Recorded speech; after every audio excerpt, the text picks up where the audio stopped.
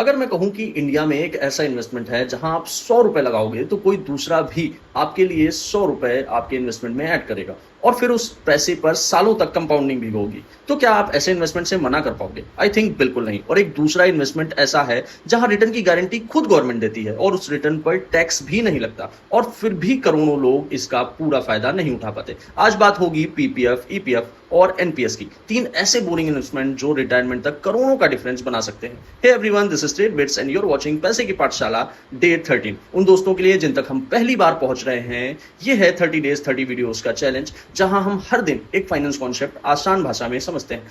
आज बात PPF, EPF और एनपीएस की होने वाली है। तो दोस्तों, पीपीएफ यानी पब्लिक प्रोविडेंट फंड कोई भी खोल सकता है, बैंक में या पोस्ट ऑफिस में। इसके रूल सिंपल हैं। 15 साल तक 500 से 1.5 लाख तक डाल सकते हो, एक साथ या किस्तों में। 15 साल का लॉक इन है। हाँ, लंबा जरूर है, लेकिन यही इसका स्पेशल फीचर है। ये पैसा आपसे आपको ही बचाता है। रिटर्न अभी 7.1% गारंटेड सरकार की तरफ से। मार्केट गिरे, दुनिया हिले, आपका इंटरेस्ट वहीं का वहीं रहेगा। अब आते हैं पीपीएफ की सबसे पावरफुल क्वालिटी पर, ई स्टेटस, मतलब एग्जेम्प्ट एग्जेम्प्ट एग्जेम्प्ट। 3 बार टैक्स से छूट। पहला एग्जाम, जब आप पीपीएफ में इन्वेस्ट करते हो तो ओल्ड टैक्स रेजिम में सेक्शन 18C के अंदर डिडक्शन क्लेम कर सकते हैं। दूसरा एग्जाम, हर साल जो इंटरेस्ट मिलता है उस पर 1 रुपए का भी टैक्स नहीं लगता। तीसरा एग्जाम, तब जब 15 साल बाद अकाउंट मैच्योर होता है तो पूरी मैच्योरिटी अमाउंट भी टैक्स फ्री मिलता है, यानी एंट्री भी टैक्स फ्रेंडली, बीच में ग्रोथ भी टैक्स फ्री और एग्जिट भी टैक्स फ्री। इंडिया में इस तरह के टैक्स फ्री इन्वेस्टमेंट के ऑप्शन बहुत ही कम है। और अब अगर आपको लग रहा है कि एफडी भी तो 7.1% का रिटर्न दे रहा है, तो रुकिए। एफडी के प्रिंसिपल अमाउंट पर कोई टैक्स नहीं लगता, पर उस पर मिलने वाले इंटरेस्ट पर टैक्स लगता है। यदि एक साल में कुल ब्याज 50,000 या 1 लाख से ज्यादा होता है तो बैंक 10% टीटीएस काटते हैं।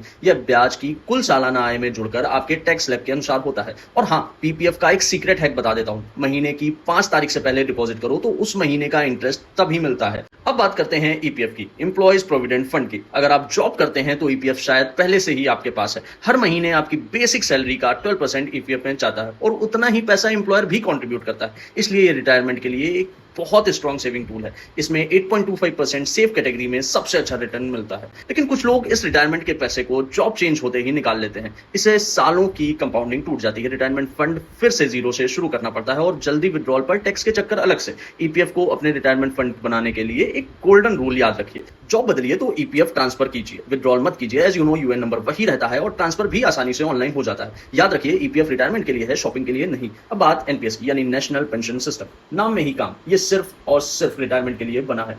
यहाँ रिटर्न ज्यादातर फिक्स्ड नेचर का होता है, लेकिन एनपीएस में आपका पैसा मार्केट में इन्वेस्ट होता है, यानी इक्विटी और डेब्ट के मिक्स में। इसलिए लॉन्ग टर्म में इसमें ज्यादा रिटर्न मिलने की संभावना होती है। हालांकि मार्केट के हिसाब से रिटर्न ऊपर नीचे भी हो सकता है। और अच्छी बात यह है कि आप चाहें तो खुद डिसाइड कर सकते हैं कि कितना पैसा इक्विटी और डेब्ट में लगे, और या फिर ऑटो चॉइस में भी सिलेक्ट कर सकते हैं। इस मोड में जैसे जैसे आपकी एज बढ़ती है, सिस्टम खुद ही रिस्क कम करता चला जाता है। टैक्स की बात करें तो अगर आप ओल्ड टैक्स रिजीम में हैं तो 1.5 लाख रुपए के अलावा 50,000 का एक्स्ट्रा टैक्स डिडक्शन सिर्फ एनपीएस में मिल सकता है। अब सबसे जरूरी बात, एनपीएस का पैसा 60 साल की उम्र तक लॉक रहता है। पहली नजर में यह रिस्ट्रिक्शन लग सकता है, लेकिन असल में ये इस स्कीम की सबसे बड़ी स्ट्रेंथ है। इसका पर्पस ही है कि आप रिटायरमेंट के लिए इसको जमा कर रहे हैं।